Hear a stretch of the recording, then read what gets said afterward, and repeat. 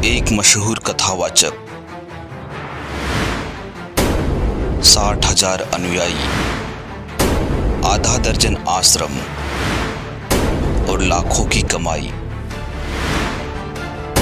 आखिर इन भागवताचार्य को क्यों आना पड़ा संत रामपाल जी महाराज की शरण में?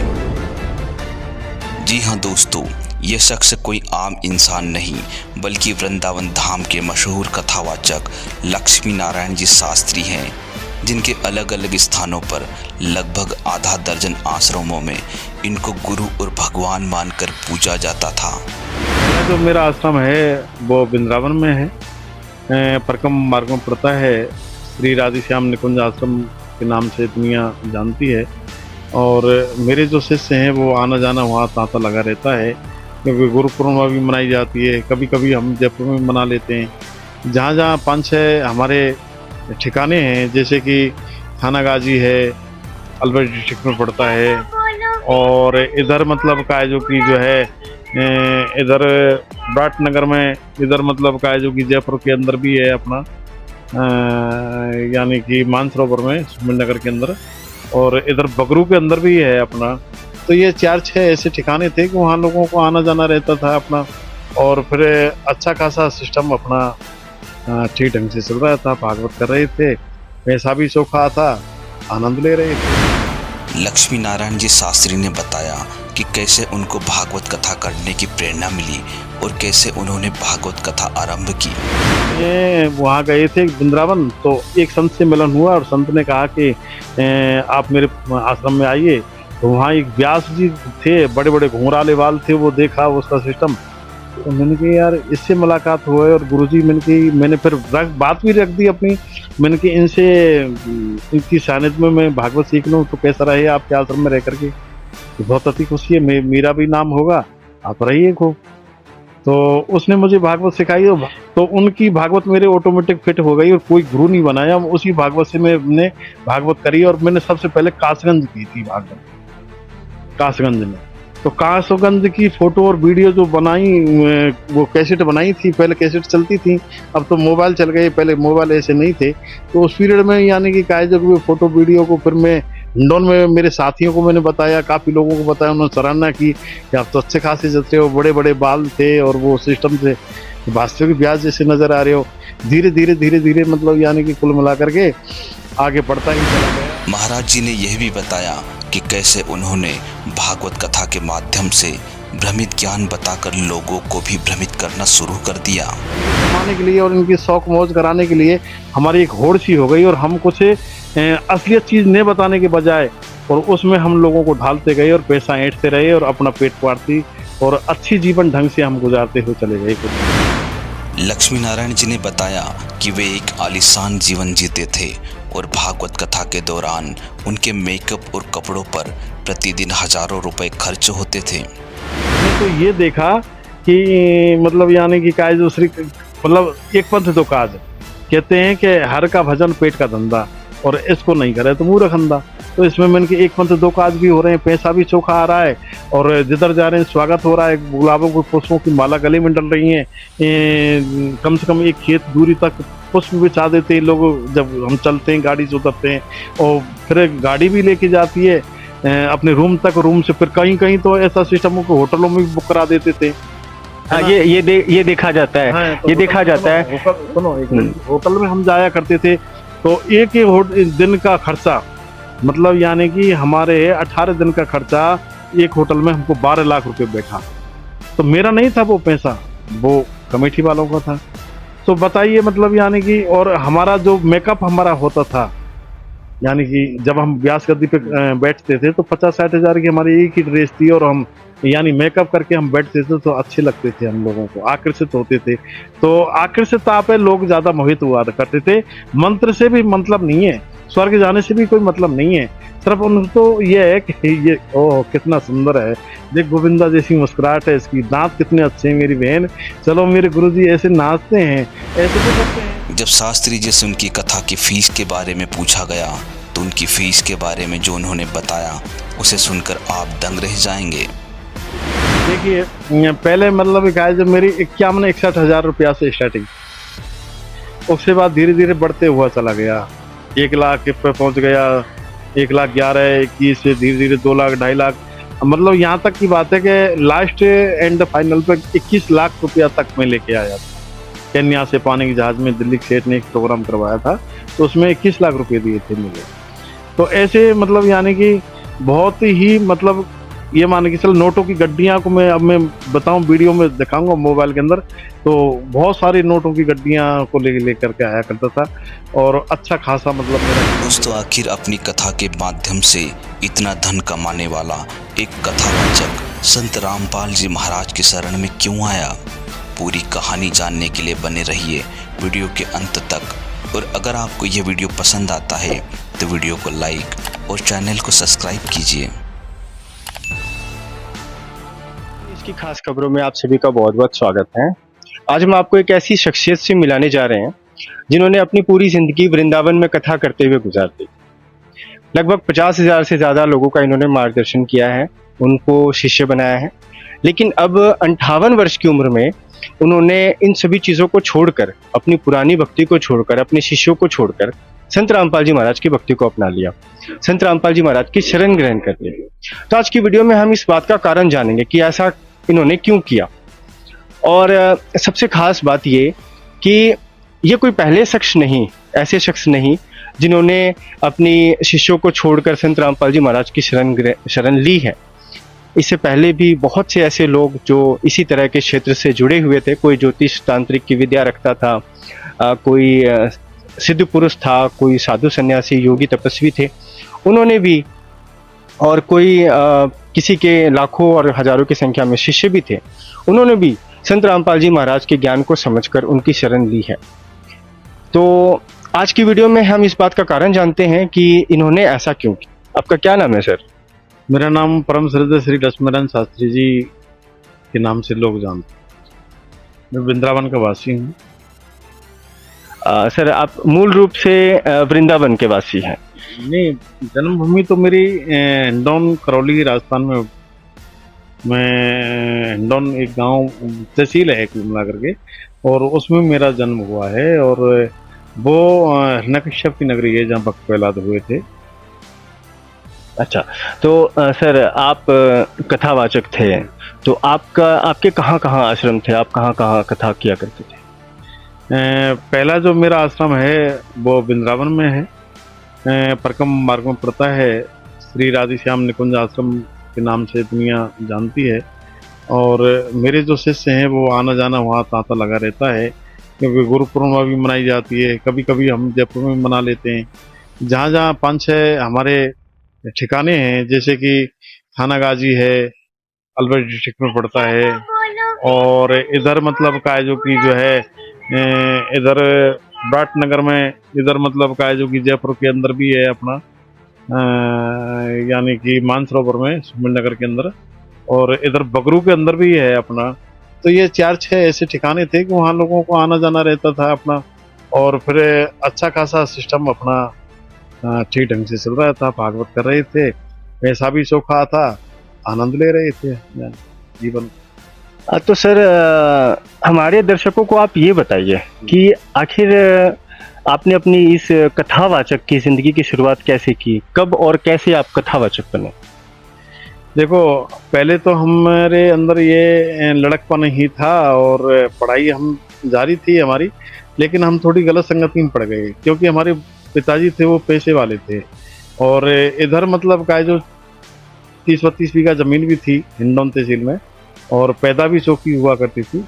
तो हमें कमाने की बाकी तो वो थी नहीं, कि वो बाप हमारा पैसे वाला है, तो हम थोड़ी गलत संगति में पड़ गए। तो एक बार क्या है कि शांति कुंज हरिद्वार से एक टोली आई। तो शांति कुंज हरिद्वार से टोली आई तो एक हिंडौन के पास में 9 किलोमीटर दूरी पर एक कस्बा है, उस गांव का नाम है महू। तो महू दलालपुर का एक बहादुर मास्टर है, और वो हमारे पास आया। और आने के बाद में उन्होंने कहा कि वैसे हमारे रिलेशन में वो जीजाजी लगते थे, और उन्होंने कहा कि देखिए, आप अपना जो ये गलत रवैया है दादागिरी का, जेजे को पीटना कूटना, ये ठीक नहीं है, लूटना पाटना, ये इसमें तुम्हारे घर खानदान का भी नाम डूबता है। और आप ऐसा करिए, आप मेरे कहे से और पंडित श्री राम शर्मा आचार्य जी से जुड़ जाएगी, क्योंकि 35 करोड़ गायत्री परिवार है। और एक बार चलिए प्रोग्राम देखिए, तो मैंने ऐसे बैनर लगे हुए थे वहाँ, प्यार और सहकार से भरपूर परिवार ही धरती का स्वर्ग होता है, खेले जुआ पिए दारू उनके बच्चे लगाएं झाड़ू, दूसरे के साथ वो व्यवहार न करो जो अपने लिए पसंद नहीं। और ऐसे बाकी ये थे कि ईश्वर सर्वव्यापी है, उससे कुछ छिपा नहीं है ना। और काफी ऐसे शब्द थे, तो उन शब्दों से मैं उनके लिए प्रभावित हो गया। और उसी वक्त हवन पर बैठ करके, क्योंकि हवन भी हुआ था वहाँ, और प्रसाद प्रसाद उनका हिसाब किताब हमने ठीक लगा, और उसी वक्त हमने यानी कि कहा जो कि गुरु दीक्षा ले ली। हवन पर बैठने के बाद में उनको गुरु दीक्षा दे दिया उन्होंने। तो हम यानी कि कहा जो कि शांति कुंज हरिद्वार गायत्री तपोभूमि मथुरा में जो गायत्री तपोभूमि है, वहाँ दुर्वासा ऋषि ने पहले तप किया था, वो आज भी वहाँ अग्नि प्रज्वलित है। तो वहाँ ऐसे काफी बढ़ चढ़ करके लोगों ने बताया, तो हमने वो देखा। फिर हम यानी कि शांति कुंज हरिद्वार निकल गए। अब शांति कुंज हरिद्वार में हमने देखा तो बहुत विशाल, मतलब यानी कि ये के शांति कुंज बना हुआ था, काफी जगह में है, और कमरे बने हुए थे हर। लेकिन वहाँ का और यहाँ का सिस्टम जो मैं देख रहा हूँ फिलहाल में, लेकिन अब इसको नहीं, मैं उसी कहानी को मैं बाद में बताऊंगा इसके बारे में। तो लेकिन वहाँ हमने देखा तो वहाँ ये सिस्टम था कि मुँह देख के टीका हो रहा था। जैसे कोई वीआईपी पैसे वाला गया तो उसके लिए बढ़िया कमरा दे दिया, एसी का कमरा दे दिया और वो दे दिया, और कोई पैसे आ गए तो जैसे पशु की तरह एक कमरे में ही सेट कर दिए। ऐसा उनका वहाँ मतलब एक दूसरे का मतलब ऐसा सिस्टम था कि ये मेरा जान पहचान का है तो उसके मदद कर रहे हैं, अनजान आदमी है तो उसकी प्रार्थना भी कर रहा है, पैरों में गिर रहा है, लेकिन उसकी सुनवाई नहीं हो रही है वहाँ। तो फिर इसी वजह से मैं कट हो गया। मैं 1992 में जुड़ गया था मैं गायत्री परिवार से, और मैंने सत्र भी किया था, मैं योग शिल्पी सत्र किया था। और प्रणब पांडा जो डॉक्टर है अमेरिका का, जो पंडित श्री राम शर्मा आचार्य जी के दामाद थे, और सैल दीदी थी, उनका मैंने आशीर्वाद भी लिया है, उनके साथ भी रहा हूँ, और महीने महीने 2-2 3-3 महीने में ठहरा हूँ वहाँ। तो मैं हवन यज्ञ वहाँ से सीखना चालू कर दिया। हवन जो करते थे तो वो हवन भी किया, जीवन जीने की कला भी सिखाता था, प्रवचन किया भी करता था। धीरे धीरे मेरी आवाज़ को मतलब लोग सुनते थे तो लोगों को एक अच्छा खासा लगा, लोग मुझे बड़प्पन दिया करते थे। ऐसे धीरे धीरे धीरे मैं शुक्ल पक्ष के चंद्रमा की तरह आगे बढ़ता हुआ चला गया। तो हमारे इसी सफर में हमें वहाँ गए थे वृंदावन, तो एक संत से मिलन हुआ और संत ने कहा कि आप मेरे आश्रम में आइए। तो वहाँ एक व्यास जी थे, बड़े बड़े घुंघराले बाल थे, वो देखा उसका सिस्टम। तो मैंने कहा यार इससे मुलाकात हुआ है, और गुरुजी मैंने फिर बात भी रख दी अपनी। मैंने कि इनसे इनकी सानिध्य में मैं भागवत सीख लूँ तो कैसा रहे आपके आश्रम में रह करके। कि बहुत अति खुशी है, मेरा भी नाम होगा, आप रहिए खूब। तो उसने मुझे भागवत सिखाई, और भागवत क्या, मुझे तो एक डायरी थी, एक छोटी सी डायरी थी इतनी बड़ी, और वो श्री कृष्ण ठाकुर जी की लिखी हुई डायरी थी, तो वो मुझे दे दिया। ये श्री कृष्ण चंद्र ठाकुर कौन थे, मतलब यानी कि भागवताचार्य थे, भागवताचार्य थे। और पहले नंबर के हैं ये वृंदावन में। इनकी जो भागवत एक बार आप फॉलो करोगे और सुनोगे तो आप, कोई डायलॉग नहीं है जैसे आजकल ये अनिरुद्धाचार्य जी जो डायलॉग दे रहे हैं, देवी नंदन जो डायलॉग देते हैं बीच बीच में, ऐसा डायलॉग नहीं है। पेपर ही टोटल ही उनकी जो भागवत है वो भागवती ही है, हकीकत में भागवती करते हैं। और एक बार आप सुनोगे घड़ी आध घंटा तो इंटरेस्ट आता हुआ चले जाएगा, ऐसा मान लीजिए।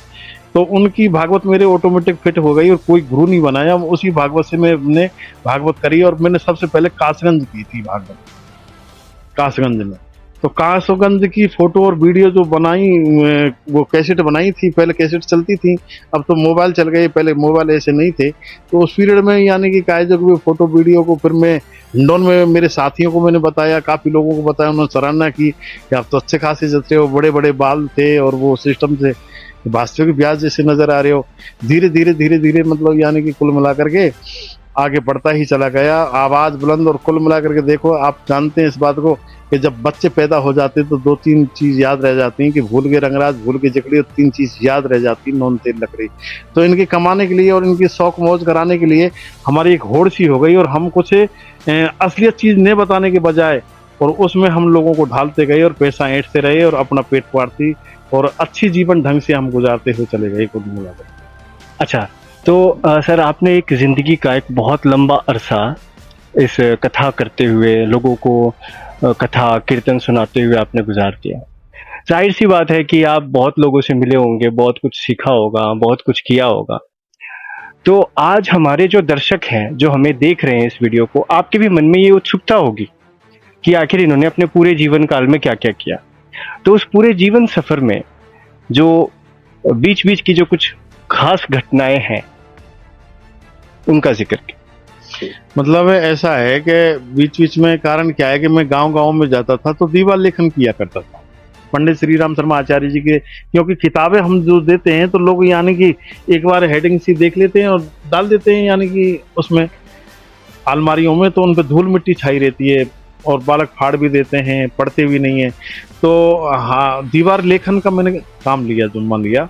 तो दीवारों पर क्या है कि साल भर तक दीवारों पर लोग चलते चलते भी बांधते हुए चले जाते हैं। तो वो दीवार लेखन में करता गया और उसके आशीर्वाद भी लोगों को मैं प्राप्त करता गया कि आप आगे बढ़ जाओगे, और गायत्री मंत्र का भी मैं जप करता रहा। लेकिन गायत्री मंत्र से मुझे कुछ लाभ हुआ और तीव्र बुद्धि मेरी होती चली गई, गलत रास्ते पर नहीं भटका, क्योंकि उसमें भी ये जो सिगरेट हम पीते थे, कभी कभी बैन भी हम पी लिया करते थे संगति में बैठ करके। लेकिन उस पीरियड में क्योंकि ये गुरु दीक्षा देने से पहले ये सबको हमको फॉलो करना पड़ा कि भाई दारू नहीं पीनी पड़ेगी, इसमें ये नहीं करना पड़ेगा, और मृतक भोज नेक दहेज इनसे करते हैं हम सदा परहेज, ऐसी कुरीतियाँ उसके अंदर भी छुड़ाई जाती हैं गायत्री परिवार में। तो ये हमने फॉलो किया।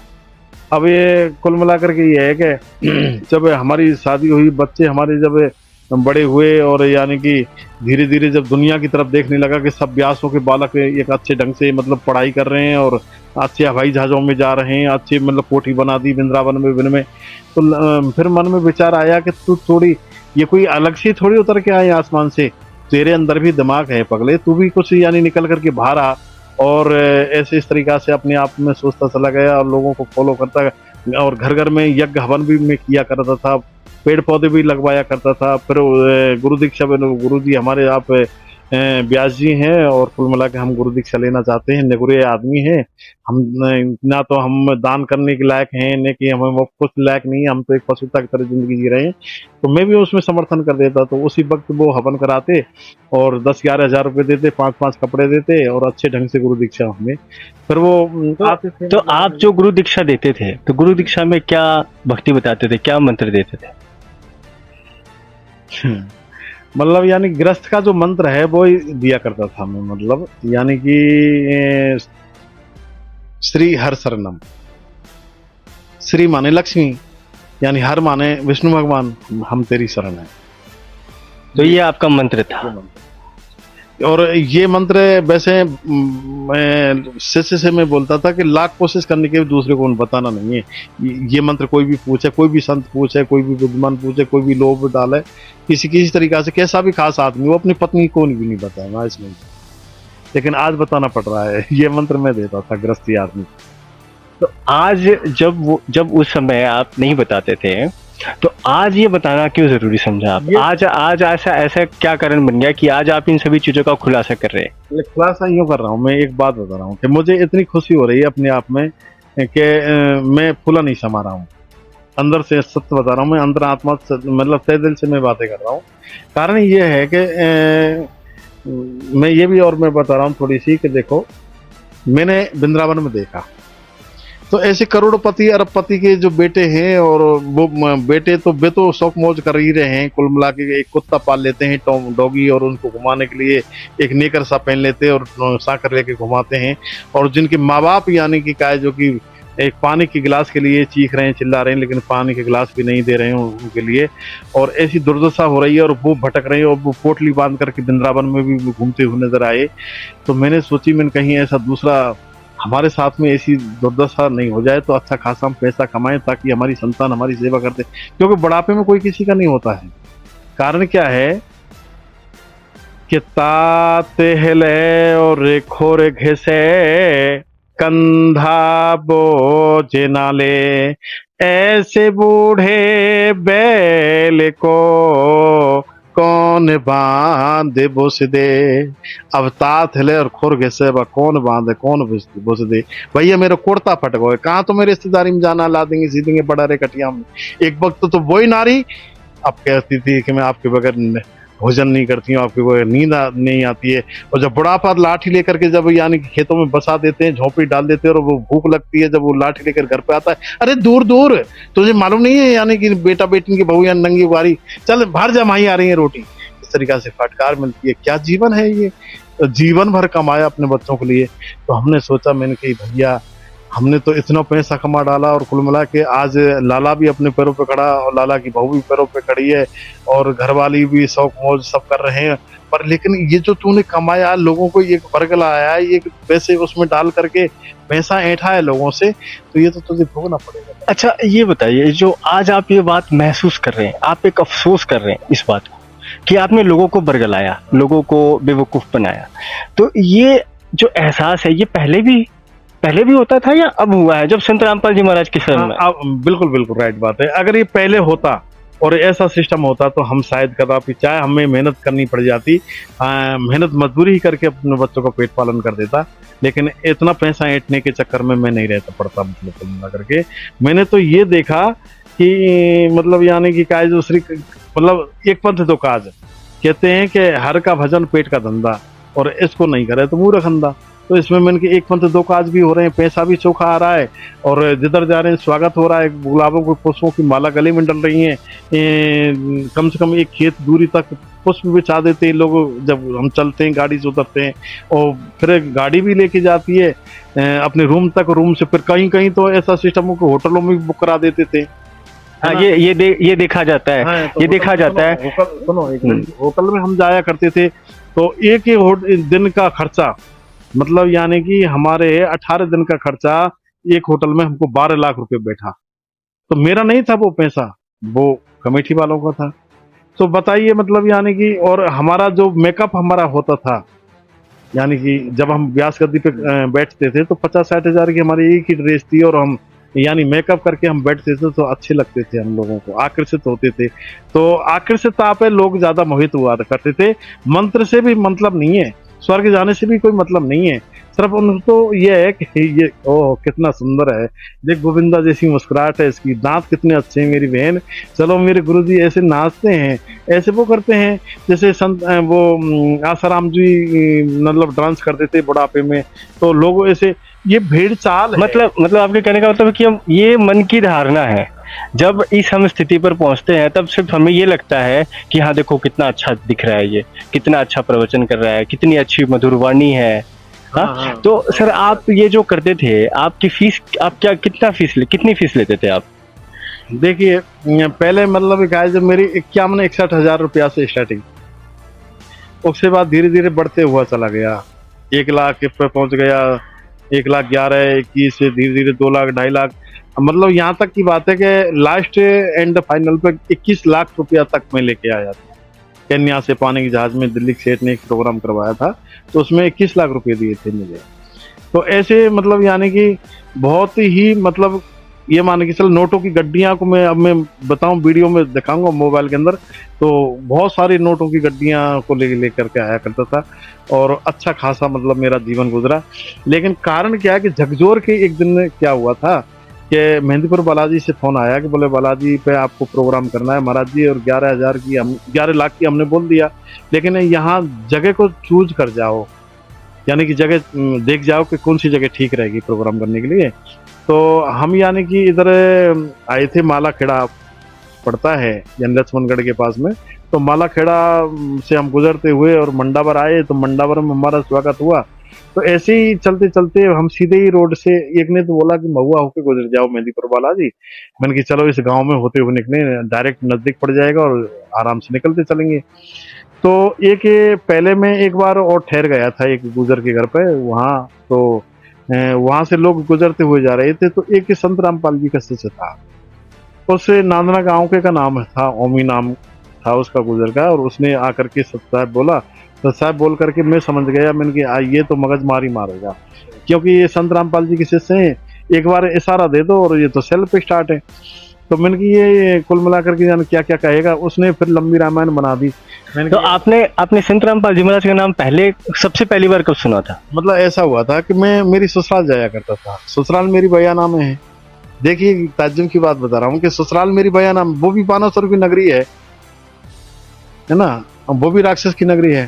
तो ससुराल में एक प्रजापति टेलर था बयाना में, तो वहाँ मैं पेंट शर्ट कोई भी चीज़ सिलवाएगा, अच्छी सिलाई करता था, तो मैं सिलाई कराने के लिए जाया करता था।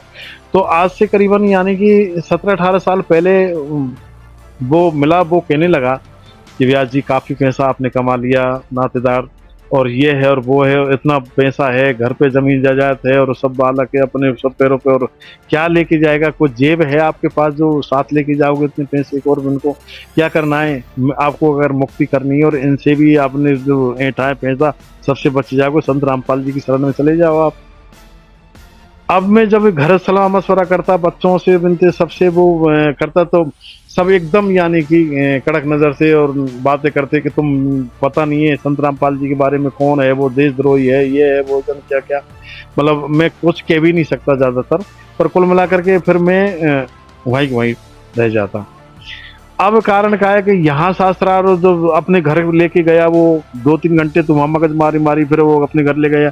फिर उसने ये जो पुस्तक थी ज्ञान गंगा, ये मुझे पढ़ने के लिए दी थी, ये ज्ञान गंगा।